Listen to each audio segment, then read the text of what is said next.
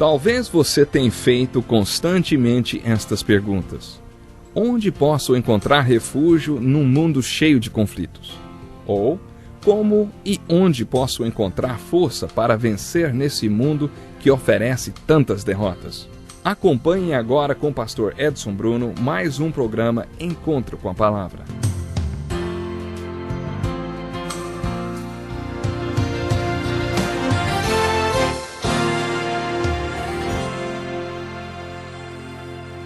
Seja muito bem-vindo para mais um Encontro com a Palavra. Este programa é parte de um estudo sobre todos os livros da Bíblia. Iniciamos esse curso com o livro de Gênesis, o primeiro livro da Bíblia. Já estamos no Novo Testamento e concluímos o estudo dos 3 primeiros evangelhos, Mateus, Marcos e Lucas, conhecidos como os evangelhos sinópticos, por possuírem conteúdos semelhantes. Iniciamos hoje o estudo do evangelho de João, o meu preferido e de muitas pessoas também. As razões por que o Evangelho de João é especial é o seu estilo de narração e o seu propósito quando foi escrito. O autor desse Evangelho é o mesmo do livro do Apocalipse, o último livro do Novo Testamento. Se você estiver familiarizado com o livro do Apocalipse, já conhece um pouco o estilo do apóstolo João. Além desses 2 livros, João também escreveu 3 pequenas epístolas. Quando João escreveu o livro do Apocalipse, usou uma linguagem de sinais e códigos. Percebemos esse mesmo estilo no Evangelho de João. O apóstolo Paulo deixou registrado no primeiro capítulo da primeira carta aos Coríntios que os gregos estavam vivendo uma busca intelectual. Portanto, para eles o Evangelho era besteira. No mesmo capítulo, Paulo conta que os judeus pediam sinais. O que Paulo quis dizer com isso? Ele quis dizer que os judeus pediam sinais da parte de Deus como prova de que estavam sendo guiados por ele por um caminho específico. Paulo também se referiu ao pensamento judaico e à forma de comunicação deles, feita por meio de uma linguagem de sinais e símbolos.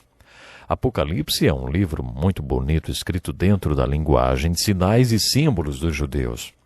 Quando João escreveu o 4º Evangelho e o livro do Apocalipse, inspirado pelo Espírito, foi como se ele escrevesse uma mensagem para o povo de Deus usando uma linguagem de códigos. E para entender essa mensagem, o povo de Deus precisa de chaves que revelem esses códigos.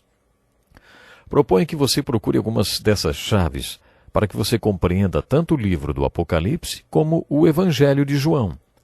A primeira chave é saber que o Evangelho de João foi escrito dentro de uma linguagem judaica de códigos. Isso quer dizer que, mesmo não usando um código de sinais tão complexos como no Apocalipse, ainda assim devemos procurar a profundidade do significado do que João escreveu no seu Evangelho. Esse Evangelho foi escrito em 2 níveis. Uma simples criança pode compreender o primeiro nível. Eu mesmo ensinei meu primeiro filho a escrever através do primeiro capítulo do Evangelho de João, de tão simples e compreensível que ele é. Ao mesmo tempo, esse livro também possui um nível mais profundo e muitas pessoas não chegam a atingir esse nível de compreensão. João usou muito esta linguagem alegórica no seu Evangelho para apresentar esse significado mais profundo. Já ouvi falar que, apesar de uma simples criança poder compreender o Evangelho de João no primeiro nível para começar a compreender o segundo nível, é necessário ter mestrado em filosofia. Mas não é nada disso, ninguém precisa de nenhum diploma de filosofia para entender o Evangelho de João no segundo nível. Aliás, o Evangelho de João é o meu preferido justamente por causa do segundo nível, por causa da alegoria e da inspiração da linguagem espiritual de código. Uma outra chave que serve para revelar o código da mensagem do 4º Evangelho é perceber que esse é o único livro da Bíblia dirigido aos incrédulos. O apóstolo Paulo, na sua 2ª carta a Timóteo, no capítulo 3, versículos 16 a 17, ele afirmou que o propósito da Bíblia é que o homem de Deus seja apto e plenamente preparado para toda boa obra. Portanto, a Bíblia não é dirigida ao incrédulo, mas ao crente em Deus. Deus tem uma mensagem para o incrédulo e essa mensagem é: creia no Evangelho e arrependa-se. Mas aos que creem em Deus, deu 66 livros santos e inspirados para que se tornem perfeitos e maduros. Deus quer que cresçamos espiritualmente e sejamos completos dentro do seu propósito e do seu plano para nossas vidas. Há muito do Evangelho de João para o aperfeiçoamento do povo de Deus, mas além disso, também é o único livro da Bíblia dirigido aos incrédulos para que creiam. O apóstolo João nos diz neste Evangelho, na sua primeira epístola, por que nos escreveu. Dar uma olhadinha nessas referências pode nos ajudar a compreender o propósito do quarto evangelho. João deixou muitos sinais registrados.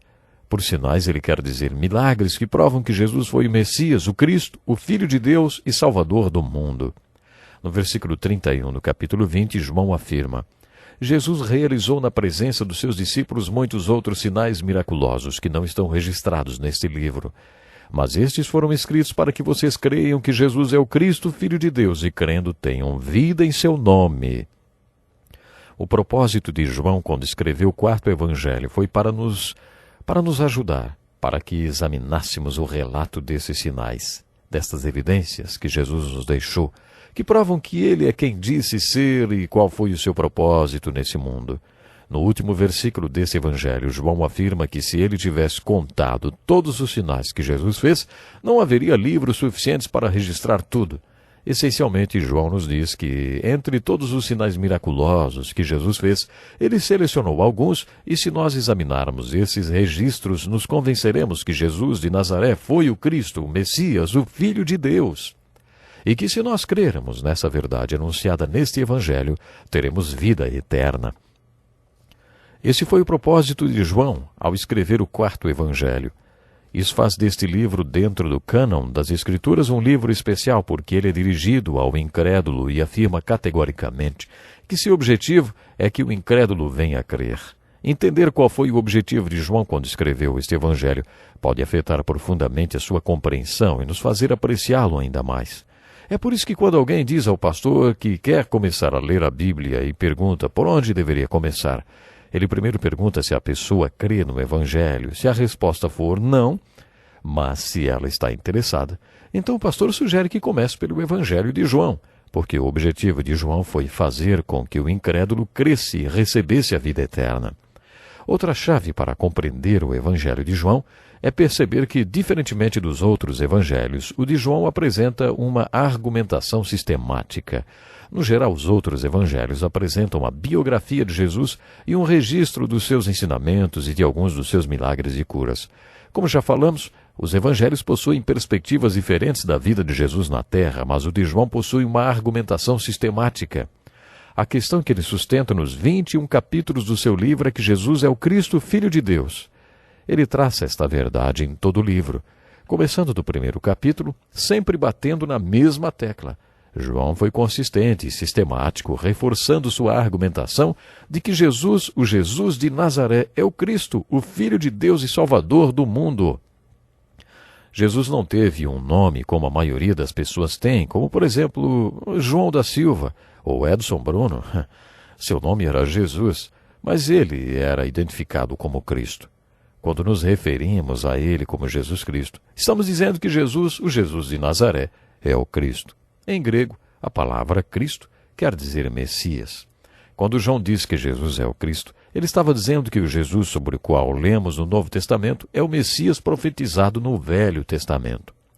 O apóstolo Paulo, um rabino antes de se converter, afirma no livro de Atos que, em suas viagens missionárias, ele ia de uma sinagoga a outra, provando aos rabinos judeus pelas Escrituras que Jesus é o Cristo.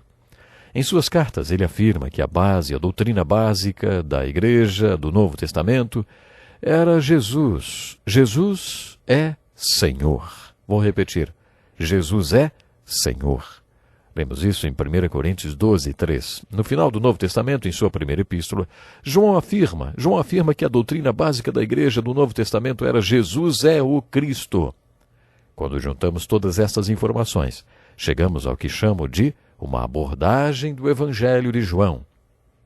Por causa dos propósitos de João ao escrever o seu Evangelho, e a fim de o estudarmos, devemos colocar em perspectiva 3 questões. A primeira, quem é Jesus? Segunda, o que é fé? Terceira, o que é vida?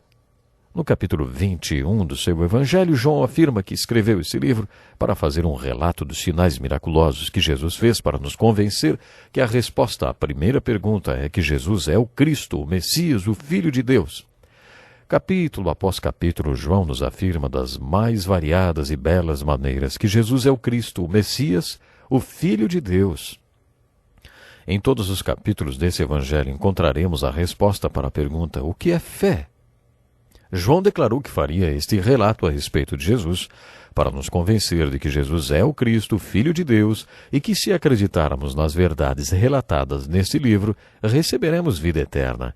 Em todos os capítulos, João não está dizendo apenas para acreditarmos na sua argumentação sistemática sobre Jesus.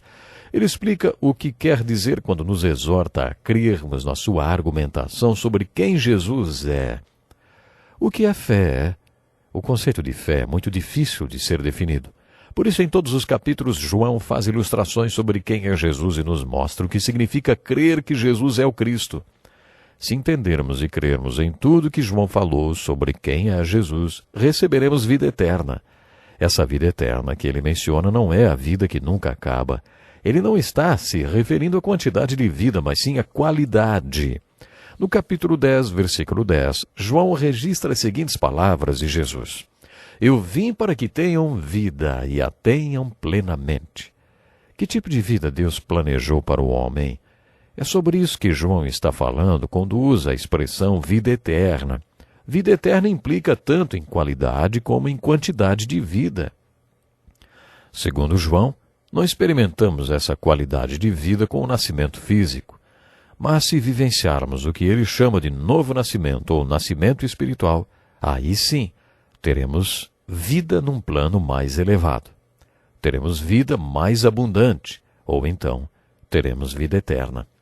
Em todo o livro, João não apenas explica, mas também ilustra o que quer dizer com vida eterna.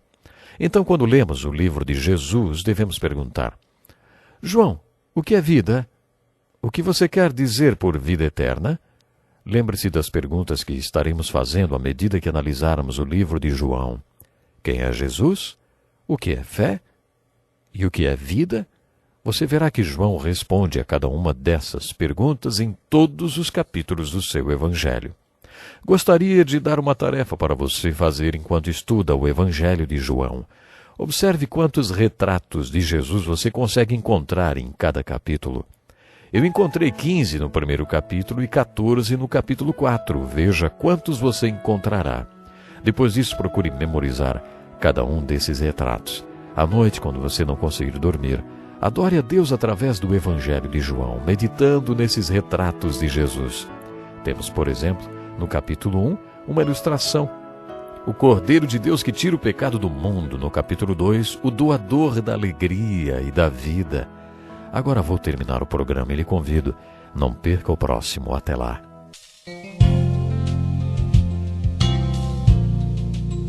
Que lição importantíssima. Obrigado, Pastor Edson Bruno. Prezado ouvinte, coloque em prática o que você ouviu aqui. Sem dúvida, sua vida será grandemente abençoada. Este é um estudo escrito pelo Dr. Dick Woodward, na voz do Pastor Edson Bruno. Escreva-nos e solicite o material. Nosso endereço é Encontro com a Palavra, Caixa Postal 2011, CEP 89201-970, Joinville, Santa Catarina. Até o nosso próximo encontro com a Palavra.